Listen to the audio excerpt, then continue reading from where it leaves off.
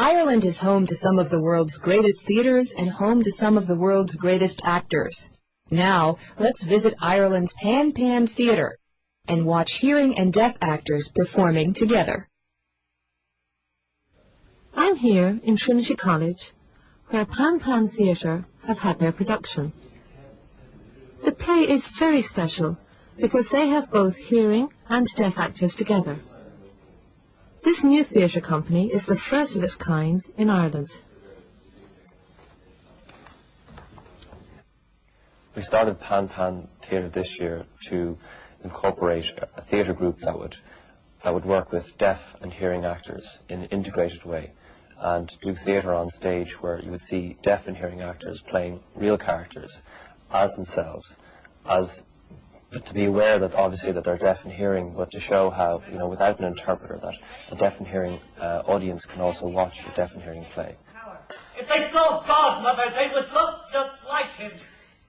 The Mosaic is set in the 19th century, and it takes place in a lunatic asylum, and the main character, Walpurg, is played by two actors, a deaf actor and a hearing actor, one who signs, one who speaks, and there's also another character who's the nun, who comes in to actually try and talk to communicate to the Walpurg character. She's played by a deaf actress, and she only has signs, so she automatically is able to communicate to the Walpurg, the deaf Walpurg, and the hearing Walpurg is left out of the conversation because he doesn't have sign language, and shows his frustration in not being able to communicate.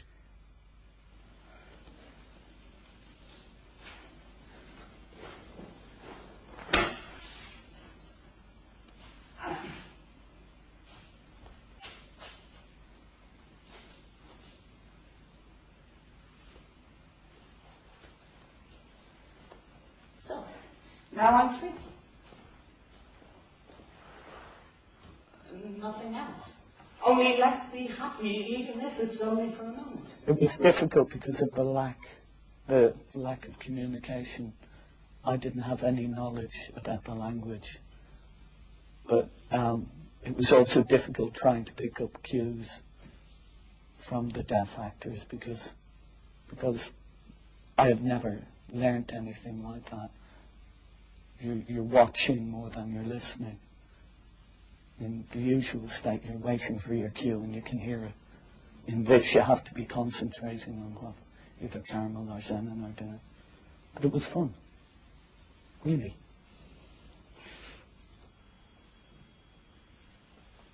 Hello? Walpurg?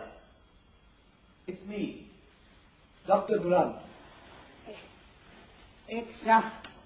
It's you, Doctor. I haven't seen you in a long time. I enjoy our conversations together. Why don't you come more often? I suppose the gallows has forbidden it. How did you get on in the play? Well, in the beginning it was difficult. What I mean by difficult is getting into the character, to make it more alive. It's easy to be melodramatic, but to get into a character is not easy. But as time went by, it became easier. What about you? It wasn't my first time being with hearing and deaf together in a play. No, I did it about 2 years ago in Negative Act. But this play is really different, because for the first time, the hearing actors, there were about 4. They were all new to the deaf. So at the beginning, communication was difficult. But luckily the director was aware of deafness. Like that, we have our own culture and language. But he wasn't exactly sure of it, so it was a bit difficult getting off the ground. But we had rehearsed for about 5 weeks before the play opened, practiced and practiced. The beginning was difficult, but we got used to it and improved, and it was fine. Did you find it hard going? At the beginning, yes, because the script was long and full of English, and these long words I didn't understand. So I had to go off and look up a dictionary to find out the meaning and translate them into sign language. It was very difficult, but I got used to the director explaining the ideas. But I was aware at the same time that I need training. I myself am not a professional actor. I only act as a hobby and for enjoyment.